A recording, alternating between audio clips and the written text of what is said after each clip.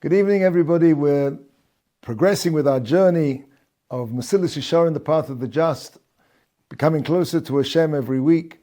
We're now on chapter 24, nearing the end of the Sefer, Zat Hashem, and we're talking about Yiras Achet, the fear of sin. Now, the word fear conjures up fear into the minds of a modern-day audience. It's almost impossible to talk about fear nowadays. I don't know why that is. It could be that people are more naturally disposed to panic attacks.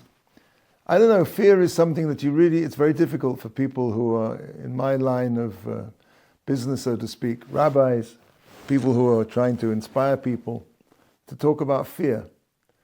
Fear is not something people want to hear about, but it's a necessary component of what it means to serve Hashem.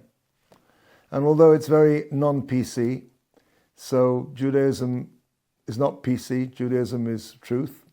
And, when we have to call a spade, we'll call a spade. So we're going to talk about fear. And fear divides into three parts. The first, the Mesilas Yesharim is going to talk about, we already discussed it earlier in the book, is something which he says is a very simple thing to attain. I'm not sure nowadays that's so simple as it might have been at one point. The second part of Yiras Hashem is something much more elevated, much more difficult, and that itself divides into two parts. So let's start right now, the beginning of chapter 24, Bevea Yiras Achet, the explanation of the fear of sin. Hine Roseinu, Hamida Azos Nimnis Acha Kol Hamidas Atovas Asher Zachrona Al Heino. Says the Mesilas Yesharim, you see that this midah, this characteristic, this character trait, is being placed, is being counted, is being introduced, placed way late in the book. Don't think that Yiras Achet is something which is simple. It's not something that comes to a person easily. That's why we've gone very far up in the book, along in the book, to almost the end, before we reach the discussion of this character trait and how to acquire it, of course. So, Asher Zorchona ad Heimo. Dai lonu, lairenu alinono sharui shye vadai inyan nichbad ve'ikari ma'od ve'koshel asig oso. As a result of that, because it's something which is placed so late in the book, obviously it must be something, therefore, it's axiomatic that it must be something which is very important, very nichbad, and also an essential part and of serving Hashem, and also because it comes so late in the book, something very difficult to achieve. Shekava lo yuchal lahagia elov ela mi shekava hisig kol hamidas shekodem zichrom. So this is an essential principle with this book. This is a book which is, for sure, it's a path of the just. A path, and it's a ladder of elevation. It's axiomatic that you can only get further along the path if you've traveled through. There's the midot, the character traits, you've acquired them, you've understood them, you've worked on them, you've attained them. And if you haven't attained them, then talking about this, trying to think about it, trying to attain it even less so, is really not shayach, as we say in Hebrew. It's not possible. It's not relevant. There's a concept of kfitzas haderech, literally the jumping of the road, where we see in Chazal, by Yaakov Avinu, for example, when he came to the place where he fell asleep and he saw the dream of the ladder, that Hashem did something called, he shortened the route, kfitzas haderech, a supernatural kind of shortening of the path. That's not something when it comes to elevating ourselves. Elevation can only come by laborious, step by step, step after step. And anybody who thinks that they can achieve supernal or high levels of connection with God, with Hashem, without going through every single small step, bit by bit, is fooling himself. Omnam tzarich sheyeh naktim, ki minei hayira heim shnayim shehem shlosha. First of all, we have to make an introduction that the yira, fear, of Hashem is something which is divided into two parts, and that second part divides further into two further parts. Ha'achas kala ma'oid. The first of these is extremely simple. V'hasigo ein davar kal kamo. And to achieve it, there's nothing simpler than to achieve this particular midah, this particular character trait of fear, which is going to describe what that is. V'ashniya, the second part of Yiras Hashem, is kosha minako. It's more difficult than everything. V'shleimusa, and the perfection of it, to be able to achieve that, kamo kein shleimus godol ma'od. And therefore, concomitantly, as we said before, the more difficult something is to reach, therefore, the greater it is, the more elevated and the more a person is elevated by that achievement. Yesh yiras ha'onesh. Basically, there's a distinction between something called yiras ha'onesh, which means the fear of punishment, and yiras ha'chet, which is the fear of sin. And within yiras ha'chet, or really they're parallel, we'll talk about that there's something else called yiras haromamus, literally the fear of Hashem's elevation. In English, probably the best translation would be awe, A-W-E, awe of Hashem.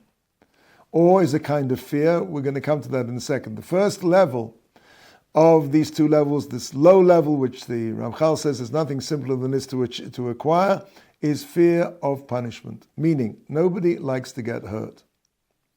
I read that badly. Number one. That's one. That's the number two. Or fear, literally, of Hashem's elevation, His height. Which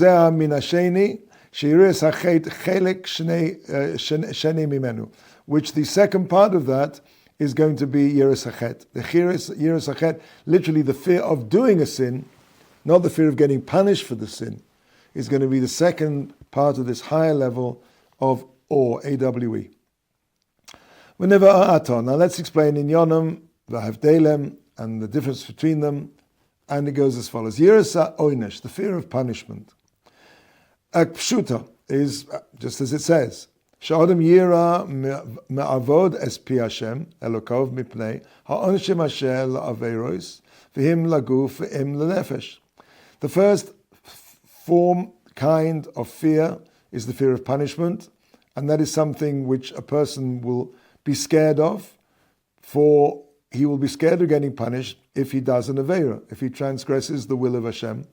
He's scared of a punishment which will be a physical punishment or a spiritual punishment. And that's something which is very easy to achieve. That's certainly very simple. Of course, this is predicated on the fact that a person believes there's a Kodesh Baruch. This book is addressed to somebody who believes there's a God, who believes he's the God of the Jewish people. He believes in the whole Torah is true. And as he said right at the beginning, but given all of these things, nevertheless, the habituation of being in this world leads a person to forget these essentials of what it is that we're doing in this world. So, when a person reminds himself that when he does an Aveira, God forbid, he does a sin, he's going to get punished for it. There's no such thing as, nowadays as I said, it's very difficult to talk about fear because we understand that Hashem is love, and of course Hashem is love. But there can be no real love without fear. There can be no real cover, no real respect if a person doesn't have a component in his relationship with God which is both fear and love. It's an exquisite mixture of the two. A person who doesn't really fear somebody, who doesn't really have that respect for somebody, who doesn't understand the power of that person, his love for him is really very limited. So, fear is something, as I said, very difficult to talk about. It's an essential part. The first part of fear is fear of being punished. And that's something, of course, that's predicated on the first that the person believes he's going to get punished. So that's why it's very simple for somebody who the Ramchal's addressing, who understands full well that there's a price to be paid. Yesh din, yesh dayan, there's a judgment, there's a judge. All our actions are written in a book. And eventually we will be called to explain them all. This is something which is axiomatic to Judaism, and although, as I say, nowadays it's played down, but it's very much an important part of a person's being able to become close to Hashem. Because I said before, without real fear, there's no real love. It's a very superficial kind of love. A person, as we'll see in a second, especially the second kind of fear, is essential for love. So, as he said, this is something which is, for somebody who understands that this, for every action he does, there will be a reaction, there will be an outcome. There's no such thing as an action which does not have its consequences. Sorry, I lost the place. And why? Because everybody, everybody loves himself. That's axiomatic. And we're all scared of getting hurt. I remember back in the day when I went to the dentist, as a kid. Nowadays, going to the dentist, I'm not going to say it's a pleasant experience, but it's in no comparison like it was when I went to the dentist as a kid. Nowadays, they get the cream, they put the cream on first, and then they deaden that down a bit, and then they give you this injection with this very, very thin needle, which by that time you probably hardly feel, and then you get the numbness, and it's really, anesthetics are tremendous nowadays. I remember back in the day they used to thump this great big needle into your gum,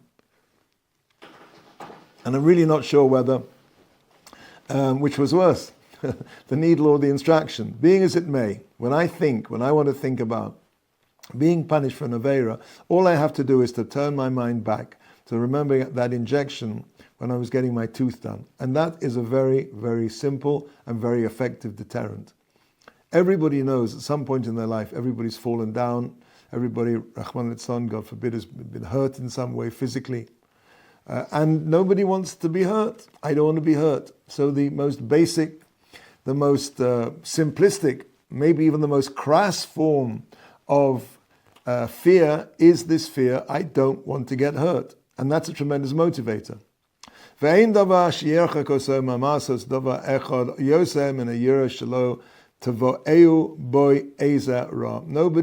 Everybody is motivated by the thought that something bad might happen to him. Says the Ramchal, however, this fear is only appropriate to unlettered people who are not sophisticated, people who are not wise, and for women. Women typically are scared of things which men don't find particularly frightening, like mice, or typically a woman is, I'm not saying all women, that's not true, but typically women are more scared about physical things than men are. And so that's something which, so to speak, will motivate a person who's not overly wise, or a woman. Don't get me wrong, I'm not being racist, I'm not being, anti-feminine. I'm just saying the nature of a woman is that she's motivated more by these things than a man usually is. Asher daitan kalan, because people like this have a easily moved, so to speak. This is not the kind of fear that we expect and we require from somebody who's a wise person, who's a sage, or somebody who has an intellect, a great intellect, somebody who has wisdom. So that's the first part, that's called Yiras Hachet, the fear of getting punished. Hamin Hasheni, the second type of fear, is hu Yiras Haromamus, which I said before is or AW. Fusha Adam Yirchag min Hachatoim v'lo ya'aseh mipnei kvodo hagodol yisborach shemo. That a person will refrain from doing a sin, an Aveira, because of the awe in which he holds Hashem. And it becomes to him impossible when he thinks about the loftiness of Hashem that he should do something to transgress his will. When he inculcates, when he imbibes, when he internalizes as much as a person can, and that's really why he's going to say that it comes so late in the book, because a lot of this book is about this instilling in ourselves, making concrete within our minds and our souls and our feelings this idea of the loftiness of Hashem and the lowliness of human beings.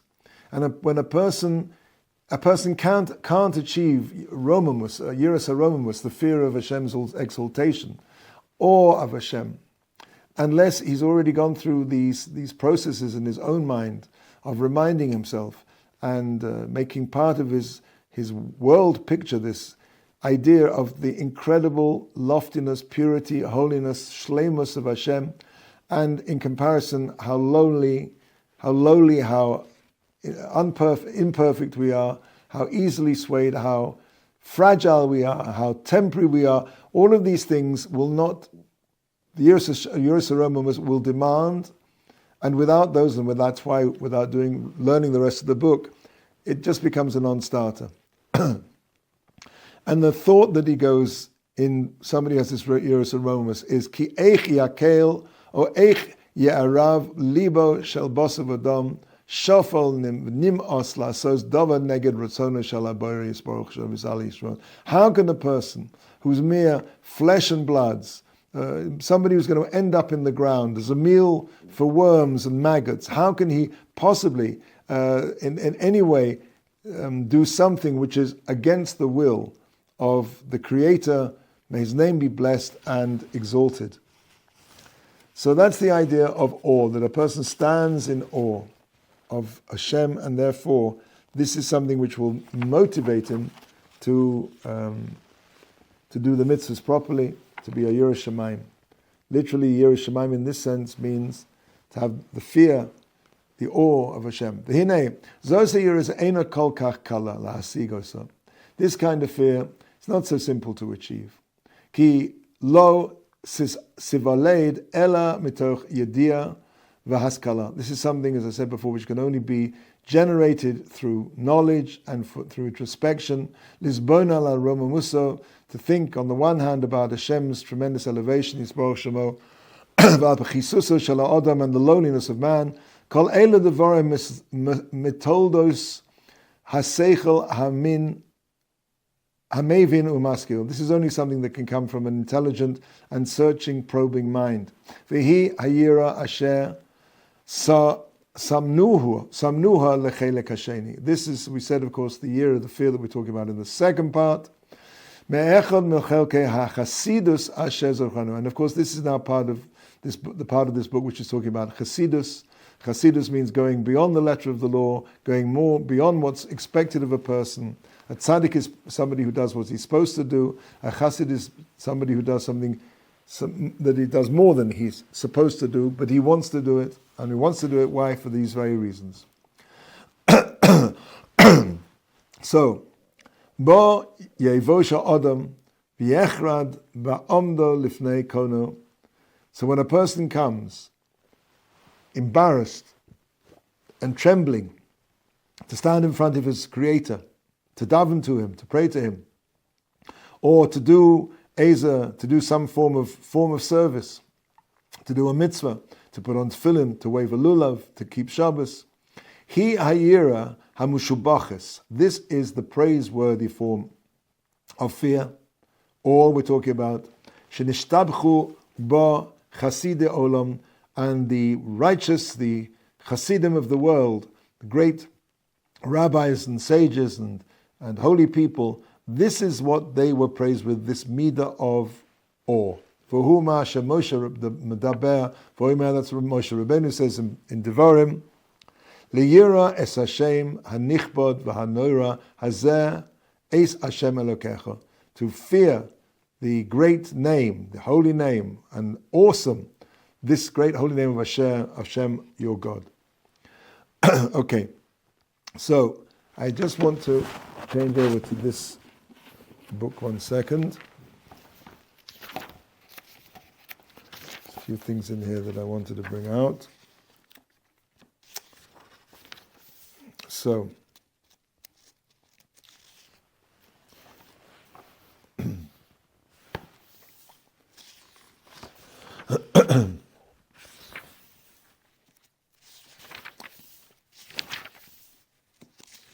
so this is Zosayira Sha'anachnu Beveru Ato. This is the fear that we're now explaining now, which is the Yiras Romamus.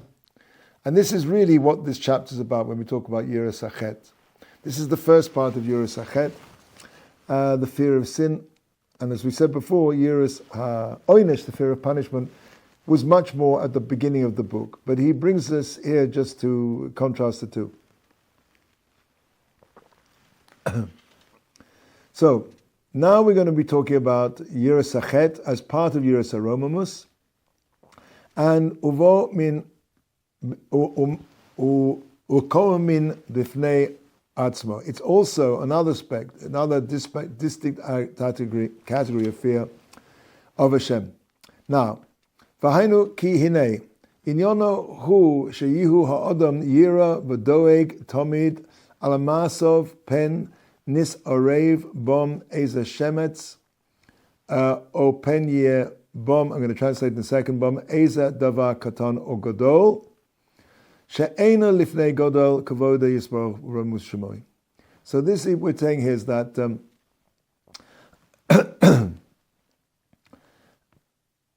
that a person, its subject is that a person will be in a state of constant fear, I'm going to come back to this, and concern about his actions, that maybe there will be intermixed with them some speck of sin.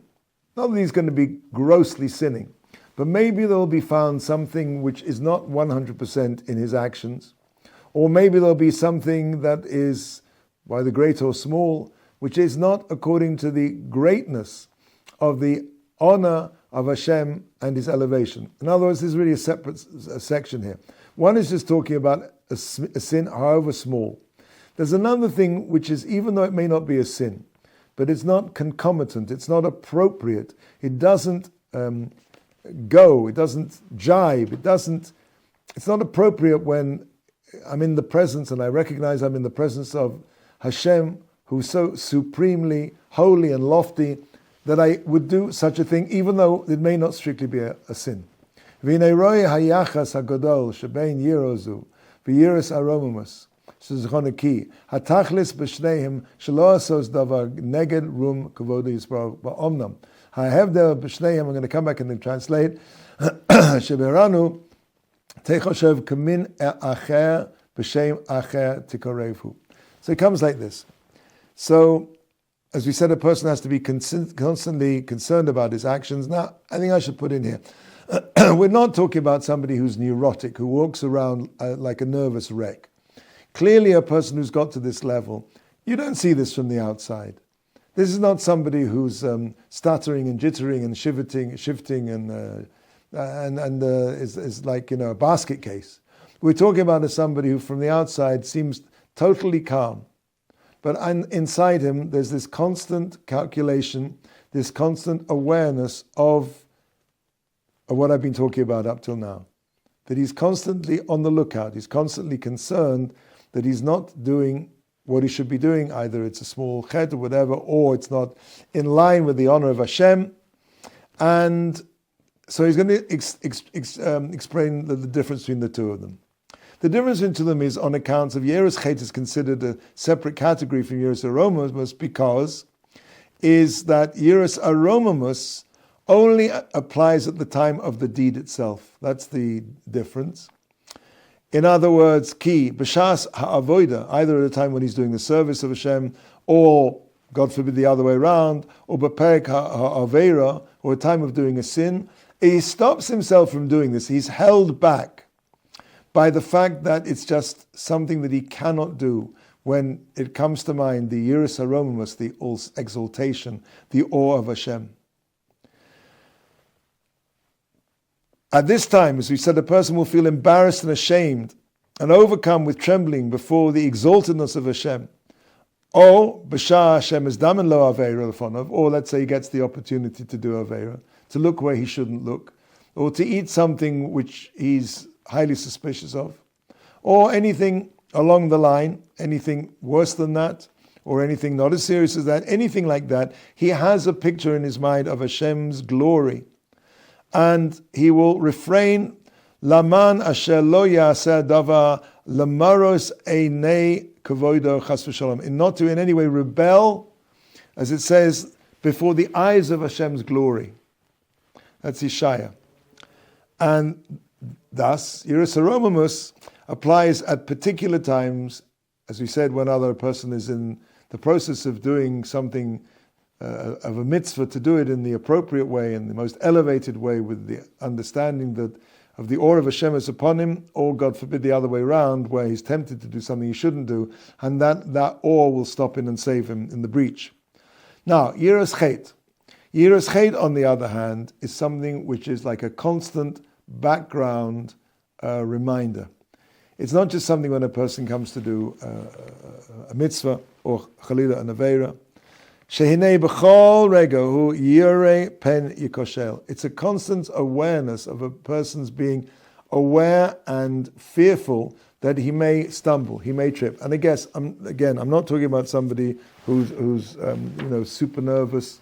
This is something that only a person on a very high level can achieve. But it is a constant awareness, a constant care and thoughtfulness, a constant fear, it's a fear, that maybe he'll do something wrong. Maybe he'll stumble. V'yaseh dover or chetzi dover, even something, a half thing. She'er neged kavod b'shmo yisborach shmo. They'll do something against the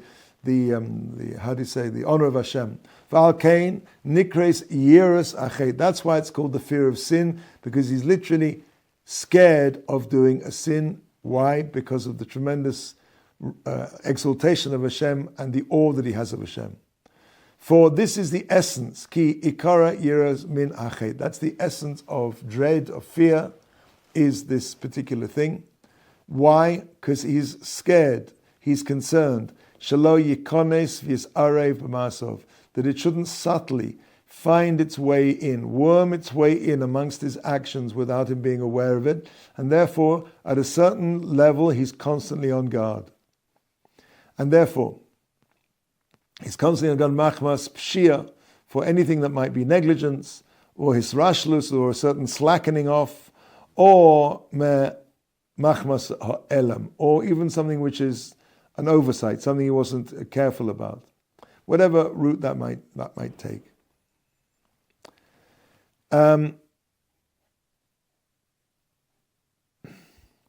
So he says here in the notes an interesting idea. This is why it's really the highest level, because this is a constant. Again, yiras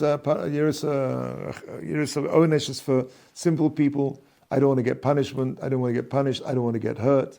The second level is the awe of Hashem, which, as he said, really only works on a person.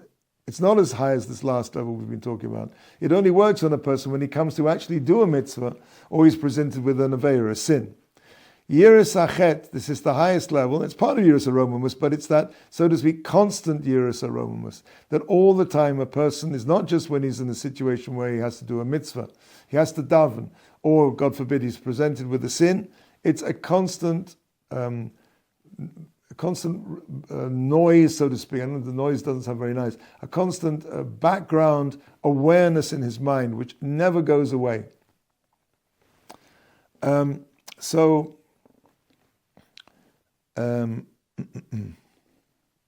now he now goes on to bring various psukim to illustrate this. And I think probably this is a good a point to pause. Next week, Mesilas will carry on with applications that we see in Mishlei and Brachos in the Gemara and in the Torah of applications and ideas concerning with Yiras Achet.